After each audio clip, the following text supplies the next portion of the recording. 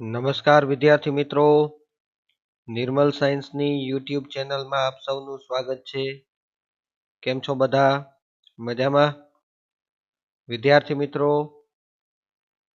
દિવાળી પછીનો આપણો આ પ્રથમ લેક્ચર છે.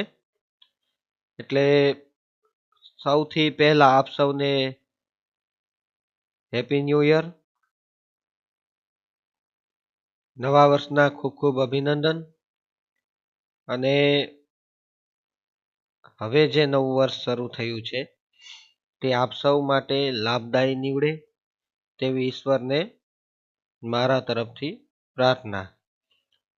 વિદ્યાર્થી મિત્રો, આપણો આ પ્રથમ લેક્ચર છે ત્યારે આજે આપણે પાઠ નંબર 6 ઓબ્જેક્ટ આધારિત ખ્યાલો એ પાઠ આપણે ભણશું, શીખીશું. સૌથી પહેલા પાઠ નંબર 6 નું નામ છે ઓબ્જેક્ટ આધારિત ખ્યાલો, એટલે કે એને અંગ્રેજીમાં એવું કહી શકાય ઓબ્જેક્ટ ઓરિએન્ટેડ કન્સેપ્ટ.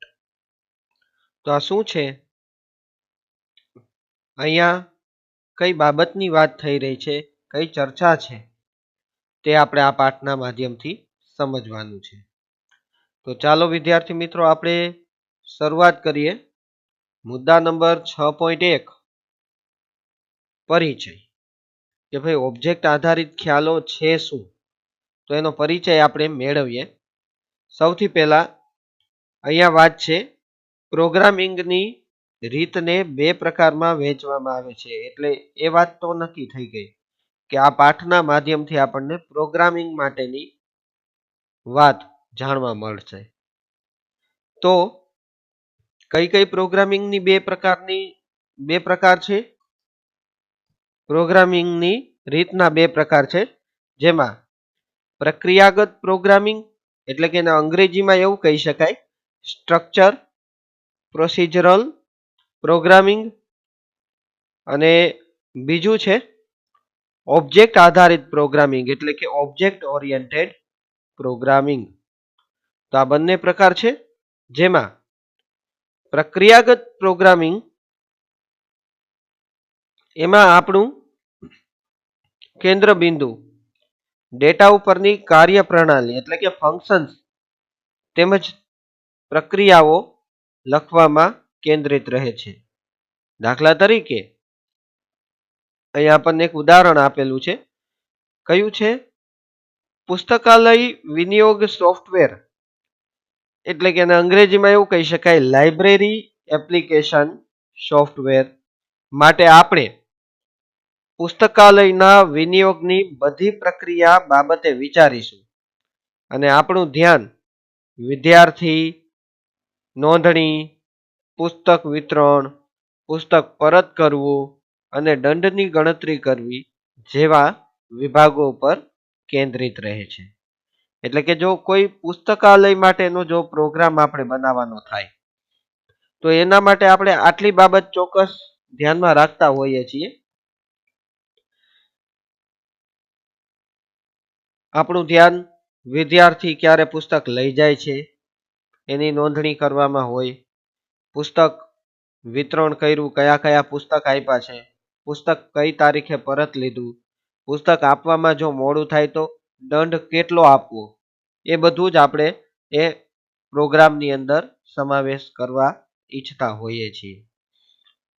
સોફ્ટવેર સિસ્ટમના વિશ્લેષણ, ડિઝાઇન અને અમલીકરણમાં ઓબ્જેક્ટ આધારિત પદ્ધતિ નોંધપાત્ર ભૂમિકા ભજવે છે. આનો અર્થ એ થાય કે જે પ્રથમ પદ્ધતિ છે પ્રક્રિયાગત પ્રોગ્રામિંગ, તેના કરતા ઓબ્જેક્ટ આધારિત પ્રોગ્રામિંગ છે તે વધુ આકર્ષક, વધુ ઝડપથી અને વધારે નોંધપાત્ર ભૂમિકા ભજવે છે.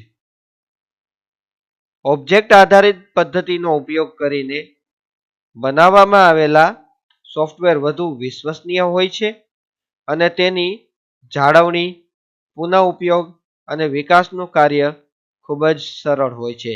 એટલે કે એ પ્રોગ્રામની અંદર જો એક વખત ઓબ્જેક્ટ આધારિત પદ્ધતિનો ઉપયોગ કરીને કોઈ પ્રોગ્રામ બનાવવામાં આવે અને એની અંદર કાંઈ ફેરફાર કરવાના થતા હોય તો એ પણ ઝડપથી અને સરળતાથી કરી શકાતા હોય. ઓબ્જેક્ટ આધારિત પ્રોગ્રામિંગની શરૂઆત 1960ના સમયગાળામાં થઈ અને 1980ના દાયકાની મધ્યથી નવા સોફ્ટવેર બનાવવામાં પ્રોગ્રામિંગની તે મુખ્ય પદ્ધતિ બની ગઈ. એટલે કે 1960 થી શરૂઆત કરવામાં આવેલી હતી અને 1980ના દાયકામાં 80ના મધ્યના દાયકામાં સોફ્ટવેર બનાવવા માટે પ્રોગ્રામિંગમાં હવે તો બધે જ ઓબ્જેક્ટ ઓરિએન્ટેડ પ્રોગ્રામિંગનો ઉપયોગ થવા લાગ્યો. ઓબ્જેક્ટ આધારિત પ્રોગ્રામિંગ પદ્ધતિના વિકાસનો મુખ્ય ઉદ્દેશ સોફ્ટવેર સિસ્ટમના અતિ ઝડપથી વધતા કદ અને જટિલતાનું નિયંત્રણ કરવા માટેનો હતો.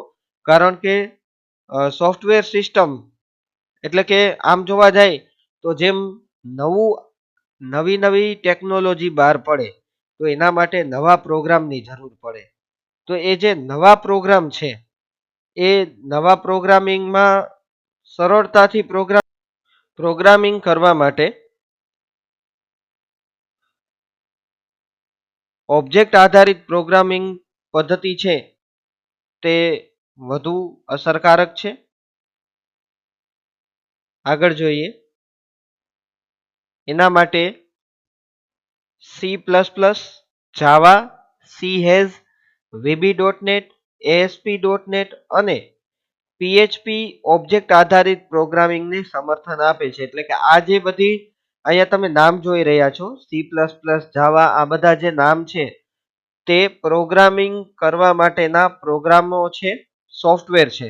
એની અંદર તમે નવા પ્રોગ્રામ ડેવલપ કરી શકો છો.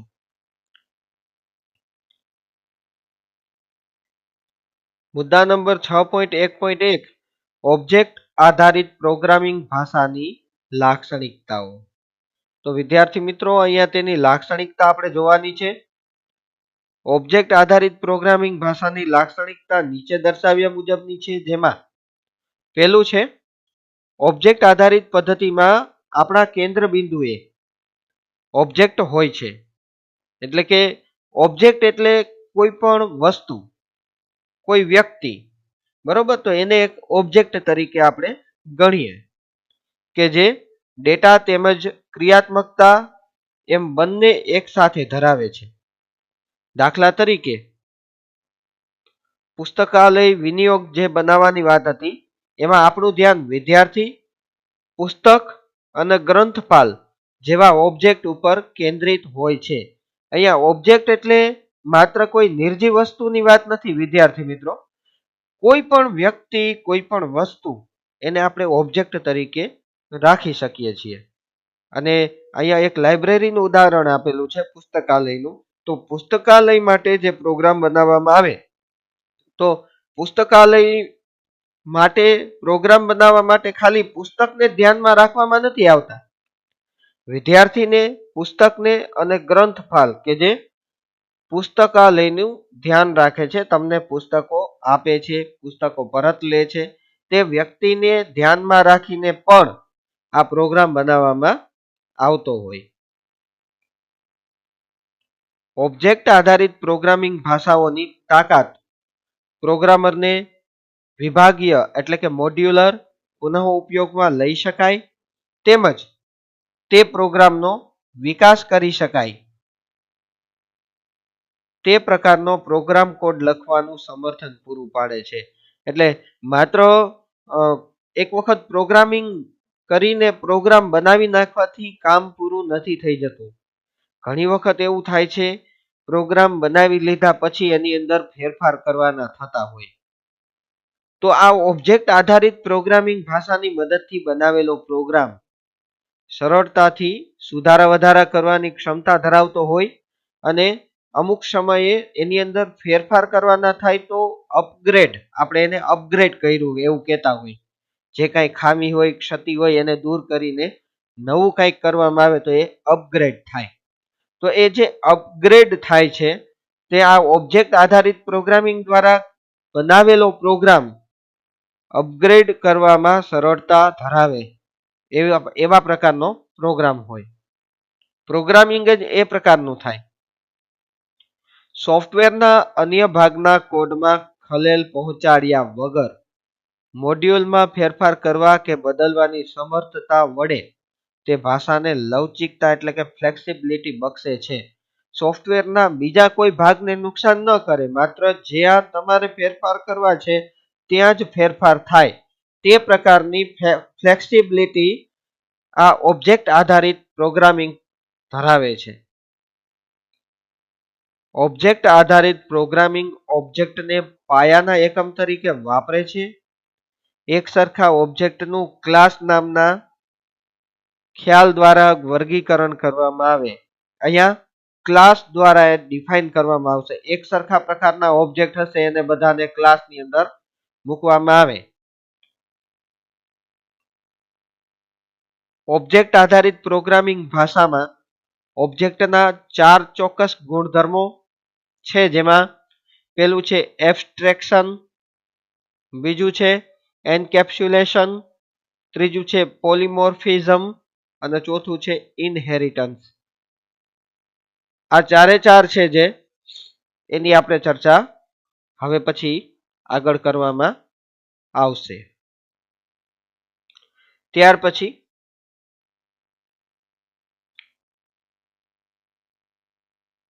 બીજા નંબરનું પેજ જોઈએ.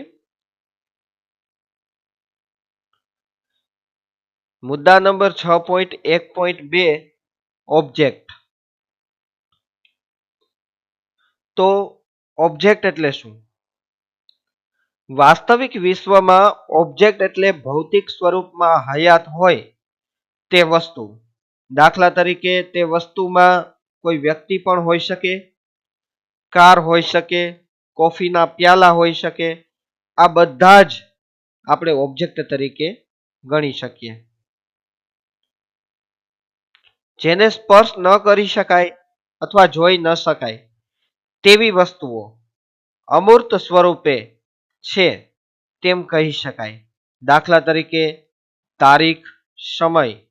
આ એવી વસ્તુ છે જેને આપણે સ્પર્શ કરી શકતા નથી અથવા અડી શકતા નથી, રોકી શકતા નથી. તારીખ અને સમયને કોઈ રોકી ન શકે, તો એ અમૂર્ત સ્વરૂપે છે. દરેક ઓબ્જેક્ટની એક અનન્ય ઓળખ હોય છે અને દરેક ઓબ્જેક્ટને તેની લાક્ષણિકતા દ્વારા એકબીજાથી અલગ ઓળખી શકાય છે. દાખલા તરીકે વ્યક્તિ. તો વ્યક્તિ તો ઘણા બધા હોય, પણ વ્યક્તિનું નામ, શહેર, જાતિ, જન્મ તારીખ, વ્યવસાય, આ બધી એની લાક્ષણિકતા છે. તો એની લાક્ષણિકતા વિદ્યાર્થી મિત્રો એકબીજાથી જુદી હોય, એના આધારે આપણે એને ઓળખતા હોઈએ.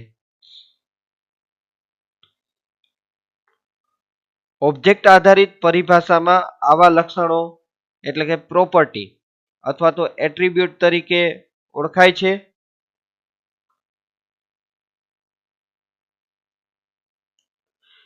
અહીંયા એક ઉદાહરણ આપેલું છે કે વ્યક્તિ. તો એ વ્યક્તિ એક ઓબ્જેક્ટ છે. જ્યારે વ્યક્તિનું નામ, તેનું શહેર, જાતિ, જન્મ તારીખ અને વ્યવસાય, આ બધી એની પ્રોપર્ટી છે, એટ્રીબ્યુટ છે. બરોબર. તો અહીંયા કોઈ એક જ નામવાળી બે વ્યક્તિ હોય, દાખલા તરીકે મહેશભાઈ. તો એ મહેશભાઈ છે એ એક જ નામવાળા બે વ્યક્તિ ભેગા થઈ જાય છે કે ભાઈ મહેશભાઈ. એક ભાઈ એમ કે હું મહેશભાઈ છું, બીજા એમ કે હું છું. પણ એ બંનેના જે પ્રોપર્ટી છે એમાં કદાચ વ્યક્તિનું નામ સરખું છે, પણ બંનેનું શહેર જુદું હોઈ શકે, જન્મ તારીખ જુદી હોઈ શકે, વ્યવસાય જુદો હોઈ શકે. તો એના આધારે આપણે ઓળખીએ કે ભાઈ આપણે કયા મહેશભાઈનું કામ છે, તો એને જ ગોતવાના રહીએ.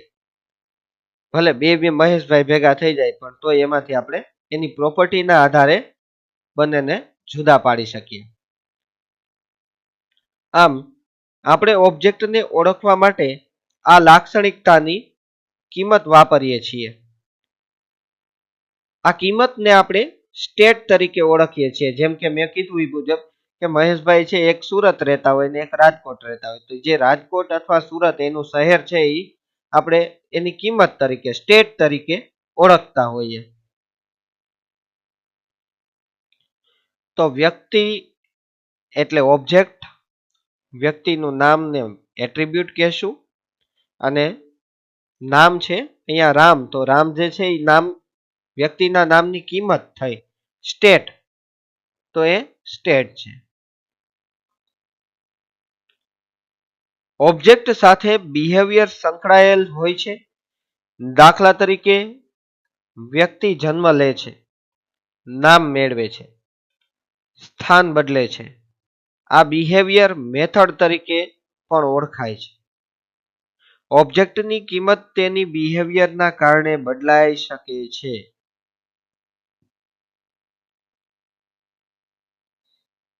ઓબ્જેક્ટ આધારિત પ્રોગ્રામિંગમાં ઓબ્જેક્ટનું વર્ણન કરતી જુદી જુદી લાક્ષણિકતાઓ ડેટા ફિલ્ડ તરીકે પણ ઓળખવામાં આવે છે. ઓબ્જેક્ટ સાથે સંકળાયેલ વિવિધ ડેટા એટ્રીબ્યુટ અને બિહેવિયર મેથડને સામૂહિક રીતે તેના મેમ્બર તરીકે ઓળખવામાં આવે છે. અહીંયા આકૃતિમાં આપેલું છે ઓબ્જેક્ટ, જેમાં એટ્રીબ્યુટ એટલે કે ડેટા ફિલ્ડ એની કિંમતો, અને બિહેવિયર એટલે કે મેથડ, અને એને મેમ્બર. હવે વાત આવે છે વિદ્યાર્થી મિત્રો ક્લાસ 6.1.3 ક્લાસ. ઉપર જણાવેલ વ્યક્તિ ઓબ્જેક્ટના ઉદાહરણમાં જોઈ શકાય છે કે કેટલાક ઓબ્જેક્ટ એક સરખી લાક્ષણિકતા અને બિહેવિયર ધરાવતા હોય છે, પણ તેના સ્ટેટ એટલે કે એની કિંમત જે છે એ જુદી હોય, એકબીજાથી જુદી હોય એવું બને. ઓબ્જેક્ટ આધારિત પદ્ધતિ ક્લાસના ખ્યાલનો ઉપયોગ કરે છે, જે ફક્ત તેના એટ્રીબ્યુટની કિંમતોથી અલગ હોય તેવા અમૂર્ત ઓબ્જેક્ટને અભિવ્યક્ત કરવામાં સમર્થ બનાવે છે. એટલે કે ક્લાસને અનેક જુદા જુદા ઓબ્જેક્ટની એક બ્લુપ્રિન્ટ એટલે કે નકશા તરીકે ગણી શકાય છે. ક્લાસ એ એક સમાન લક્ષણો ધરાવતા ઓબ્જેક્ટનું એક ટેમ્પલેટ છે કે જે એક સમાન એટ્રીબ્યુટ અને બિહેવિયર ધરાવતા વિવિધ ઓબ્જેક્ટનું એક જૂથ છે. અહીંયા આકૃતિ 6.1 ક્લાસ અને તેના ઓબ્જેક્ટનો તફાવત દર્શાવેલો છે. અહીંયા પર્સન નામનો એક ઓબ્જેક્ટ છે, જે તમે જોઈ શકો છો પર્સન. એ પર્સનની અંદર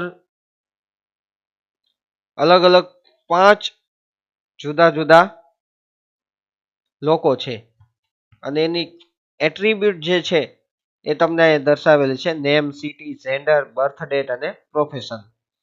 તો આ બધા જે છે એ પોતપોતાના પર્સન ઓબ્જેક્ટો છે, આ બધા પર્સન જ છે, પણ એના એટ્રીબ્યુટ અને એની કિંમતને આધારે અલગ પડે છે. જેમ કે અહીંયા મિસ દાના, રાજકોટ, ફિમેલ, એની જન્મ તારીખ આપેલી છે અને પ્લેયર છે. 5મા નંબરનો ઓબ્જેક્ટ જોવો. એની સામે પ્રથમ નંબરનો જે ઓબ્જેક્ટ છે ડોક્ટર મીરા, વડોદરાની એનું શહેર છે, ફિમેલ, અને 15/5/1985 અને તે ડોક્ટર છે. જ્યારે બીજા નંબરનું ઓબ્જેક્ટ છે મિસ બીના, સુરતમાં રહે છે, ફિમેલ, 11/11/1990 અને આર્કિટેક્ટ છે. એવી રીતે અભય, પ્રોફેસર શ્યામ, આ બધા જે પર્સન નામના ઓબ્જેક્ટ છે તેના એટ્રીબ્યુટ બધાના આમ જોવા એટ્રીબ્યુટ છે એ સેમ છે, મતલબ નેમ, સિટી, જેન્ડર બધાયમાં છે, પણ એની અંદરની જે સ્ટેટ છે કિંમત એ બધાની અલગ અલગ છે. પર્સન નામનો ક્લાસ અને તેના ઓબ્જેક્ટ આપણે અહીંયા જોયા. આકૃતિ 6.1 માં પર્સન એક ક્લાસ છે જેમાં બધી વ્યક્તિઓના સામાન્ય એટ્રીબ્યુટ અને બિહેવિયરનો સમાવેશ કરવામાં આવેલો છે. ત્યાર પછીનું પેજ આપણે જોઈએ.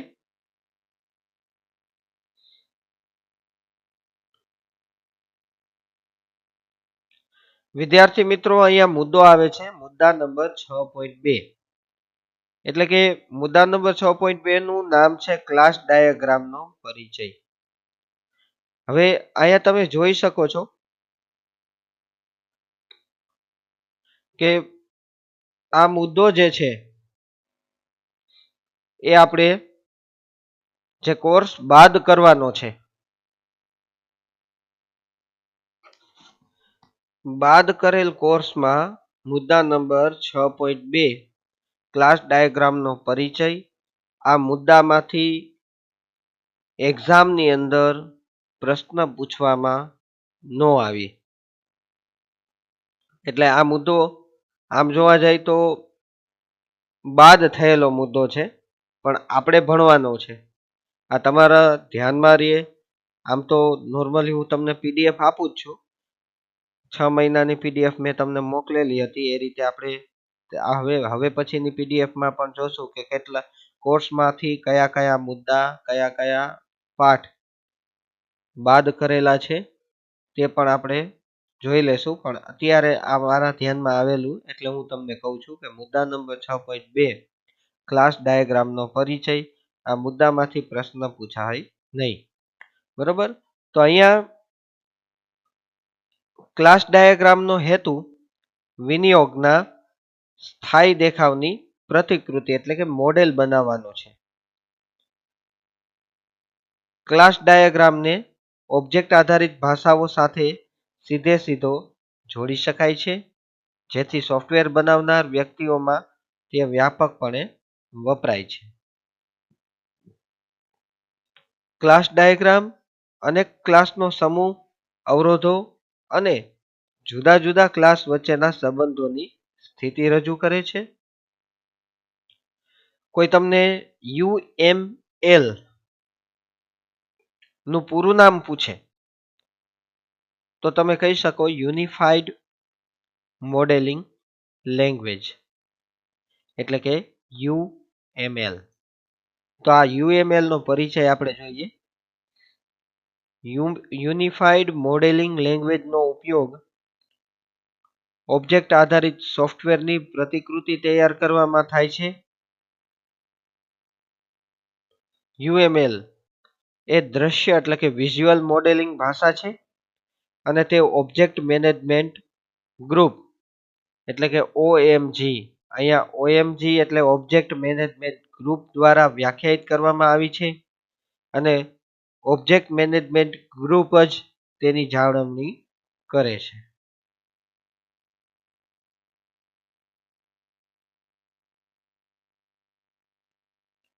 ત્યાર પછી જોઈએ UML રેખાકૃતિ વિનિયોગ કઈ પ્રોગ્રામિંગ ભાષામાં કોડ કરવાનો છે તેના ઉપર આધારિત નથી. UML સોફ્ટવેર વિનિયોગના વિવિધ પાસાઓ રજૂ કરવા માટે નામ નિર્દેશવાળી અનેક આકૃતિ જણાવે છે. અહીંયા ક્લાસ ડાયાગ્રામની વાત કરતા હતા. ક્લાસ ડાયાગ્રામમાં કોઈ પણ ક્લાસને રજૂ કરવા માટેનો આઇકોન, નેમ, એટ્રીબ્યુટ અને બિહેવિયરનો સમાવેશ કરવા માટે એક લંબચોરસ 3 વિભાગમાં વિભાજિત કરેલો હોય છે. ક્લાસનું નામ, એટ્રીબ્યુટ અને બિહેવિયર. તો લંબચોરસ છે એમાં વિભાજિત કરેલો તમને જોવા મળે છે, જેમાં સૌથી ઉપરના વિભાગમાં ક્લાસનું નામ હોય છે, વચ્ચેના વિભાગમાં ક્લાસના એટ્રીબ્યુટ કે પ્રોપર્ટી હોય છે અને છેલ્લો જે વિભાગ છે સૌથી નીચેના વિભાગમાં ક્લાસનું બિહેવિયર અથવા ઓપરેશન અથવા મેથડ હોય છે. તો હવે એ જ વસ્તુ જે છે એ આપણે અહીંયા આકૃતિમાં 6. 2 માં UML પ્રણાલિકા પ્રમાણે ક્લાસની સચિત્ર રજૂઆત દર્શાવેલી છે. જ્યારે આકૃતિ 6.3 માં પર્સન નામના ક્લાસનો ડાયાગ્રામ દર્શાવેલો છે. તો જો આકૃતિ 6.2 એટલે કે UML પ્રણાલિકાગત ક્લાસની રજૂઆત, એમાં ક્લાસ નેમ, પછી વિઝિબિલિટીમાં એની એટ્રીબ્યુટ એટલે કે ડેટા ટાઈપ અહીંયા આપેલી છે, ઇનિશિયલ વેલ્યુ, અને વિઝિબિલિટીનું એનું ઓપરેશન એટલે કે આર્ગ્યુમેન્ટ લિસ્ટ કે જે રિટર્ન ટાઈપ આપેલું છે તે આપણને જોવા મળે છે.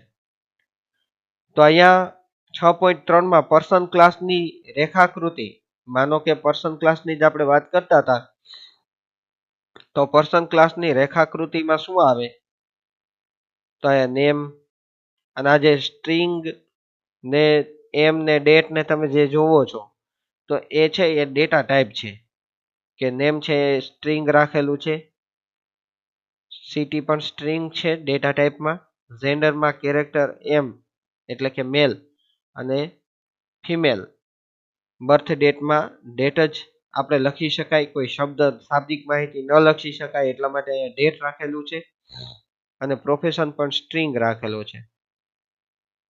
અને અહીંયા અમુક એની જે પ્રોપર્ટી છે એનું અહીંયા બતાવેલું છે કે ભાઈ સેટ બર્થ ડેટ, તો બર્થ ડેટ છે એ કઈ રીતે રાખશું, ડી મીન્સ ડેટ, એમ એટલે મંથ, અને વાય એટલે યર, અને આ ત્રણેય ઇન્ટીજર એટલે કે અંક લખી શકાય એ રીતે આપણે રાખશું.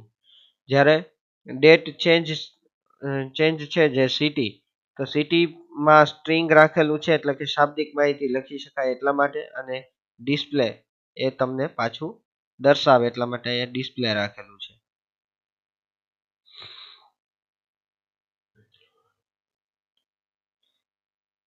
UML ની સંકેત લિપિમાં એટ્રીબ્યુટની વાક્ય રચના સિન્ટેક્સ અહીંયા આપણને નીચે આપેલી છે, જે તમે અહીંયા જોઈ શકો છો. એની વાક્ય રચના તમને અહીં જોવા મળે છે. અહીંયા નોંધ એ રાખવાની કે ચોરસ કૌંસની જોડીમાં લખવામાં આવેલી બાબત વૈકલ્પિક છે, એટલે કે ચોરસ કૌંસમાં જે તમે જોઈ શકો છો વિઝિબિલિટી છે, પછી એટ્રીબ્યુટ ડેટા ટાઈપ છે, અમુક જે વસ્તુઓ છે એ વૈકલ્પિક છે, અને કોણીય કૌંસમાં જે લખેલી છે માહિતી તે ફરજિયાત બાબત છે, એટલે કે એટ્રીબ્યુટ નેમની કિંમત વપરાશકર્તાએ જણાવવી જ પડે એવું તમને જાણવા મળે. બરોબર, કે એટ્રીબ્યુટ ડેટા ટાઈપ છે જે છે કોણીય કૌંસમાં લખેલું છે એ ફરજિયાતપણે તમારે દર્શાવવું પડે.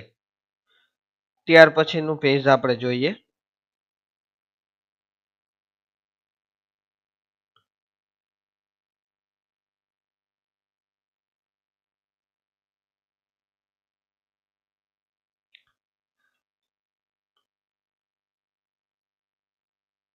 અહીં દ્રશ્યતા એટલે કે વિઝિબિલિટી અંગત, સુરક્ષિત, જાહેર અથવા પેકેજ પ્રકારની હોઈ શકે, અને તે જણાવવા માટે વપરાતા સંકેતો નીચેના કોષ્ટકમાં દર્શાવેલું છે.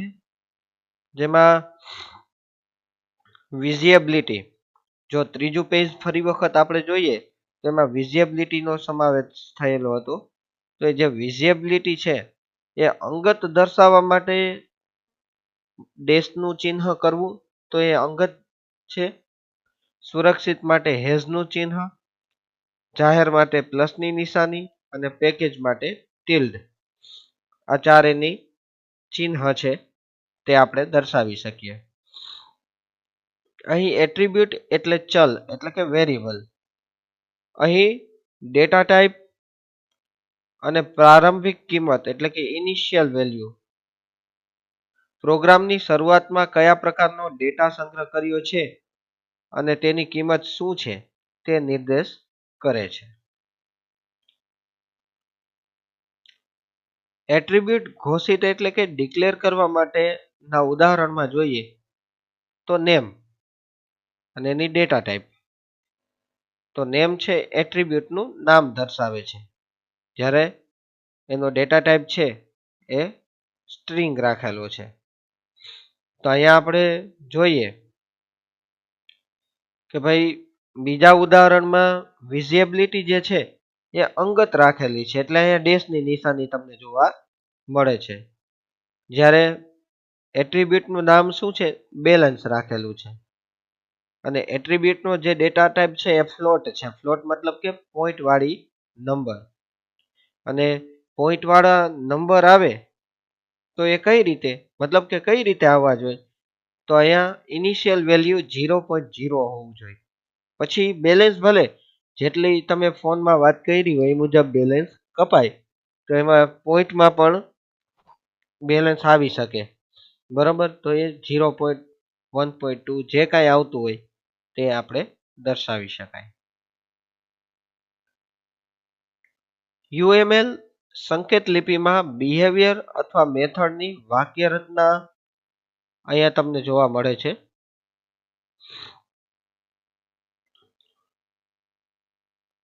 વિઝિબિલિટી, મેથડ નેમ, પછી parameter, list separated by comma અને રિટર્ન ડેટા ટાઈપ. અહીંયા આટલું છે, જેમાં મેથડને ઘોષિત કરવાનું ઉદાહરણ આપેલું છે, જેમાં મેથડનું નામ છે બર્થડેટ. પછી એનું પેરામીટર છે એ DMY, મતલબ કે ડી એટલે ડેટ, ડે, એમ એટલે મંથ અને વાય એટલે યર. અને એ સેપરેટ બાય કોમા, અહીં તમને કોમા દ્વારા સેપરેટ કરેલા જોવા મળે છે. અને આટલું લખવાથી રિટર્ન થશે ડેટ. જે ડેટ છે ડે, મંથ અને યર પ્રમાણે અહીં તમને દર્શાવવામાં આવશે, રિટર્ન આપશે. કોઈ પણ વિનિયોગના અમલ દરમિયાન ઓબ્જેક્ટને તેના સ્ટેટ વડે રજૂ કરવામાં આવે છે. આ રીતે ઓબ્જેક્ટ ચલિત હોય છે. આકૃતિ 6.1 ને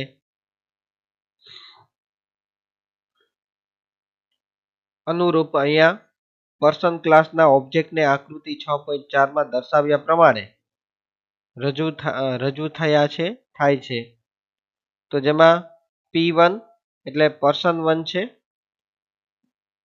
એનું નામ doctor Meera, city Vadodara, gender F એટલે ફિમેલ, એની જન્મ તારીખ અહીંયા તમને જોવા મળે 15/5/85, અને એનું પ્રોફેશન છે ડોક્ટર. જ્યારે પર્સન 2 છે પ્રોફેસર શ્યામ, સિટી અમદાવાદ, જેન્ડર મેલ, બર્થ ડેટ છે 20/7/1975, અને પ્રોફેશન છે એનો પ્રોફેસર. આકૃતિ 6.4 પર્સન ક્લાસના P1 અને 2 ઓબ્જેક્ટની રેખાકૃતિ તમને અહીં દેખાડેલી છે. હવે ત્યાર પછી વાત કરીએ ઓબ્જેક્ટ આધારિત પ્રોગ્રામિંગના ગુણધર્મો.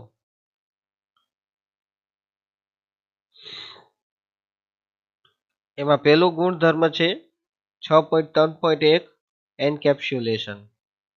તો આ એન્કેપ્સ્યુલેશન શું છે? પ્રક્રિયાગત પ્રોગ્રામિંગ, પ્રોસિજરલ પ્રોગ્રામિંગમાં પ્રોગ્રામના કોઈ પણ ભાગમાં ડેટાની કિંમત બદલી શકાય છે. તે ફેરફારથી સુરક્ષિત નથી. આ સમસ્યાનો ઉકેલ ઓબ્જેક્ટ આધારિત પ્રોગ્રામિંગમાં એન્કેપ્સ્યુલેશન દ્વારા મેળવી શકાય છે.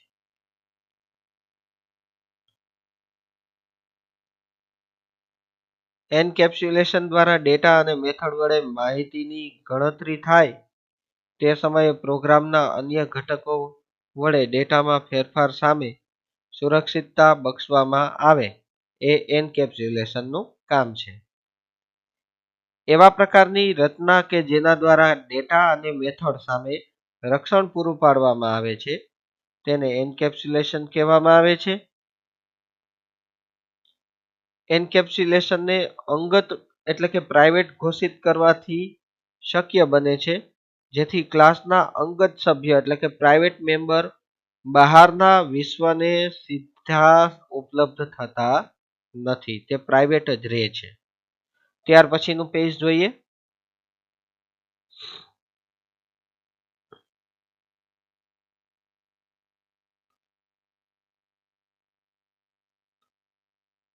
જો તેની જરૂર હોય તો સાર્વજનિક મેથડ એટલે કે પબ્લિક મેથડ વડે ડેટાને ઉપલબ્ધ બનાવી શકાય છે. એન્કેપ્સ્યુલેશન ડેટાને છુપાવવાની ક્ષમતા પૂરી પાડે છે. ત્યાર પછીનો મુદ્દો છે મુદ્દા નંબર 6.3.2 ડેટા એબ્સ્ટ્રેક્શન. તો વિદ્યાર્થી મિત્રો, આ જે ડેટા એબ્સ્ટ્રેક્શન વાળો જે મુદ્દો છે તે આવતા વિડિયો લેક્ચરમાં આપણે જોઈશું. તો આજે આપણે અહીંયા સુધીનું રાખીએ છીએ. ત્યાર પછીનું 6.3.2 ડેટા એબ્સ્ટ્રેક્શન થી આવતા લેક્ચરમાં જોશું. આપણો લેક્ચર આપણે પૂર્ણ કરીએ છીએ. નમસ્કાર, અસ્તુ, વંદે માતરમ, ભારત માતા કી જય.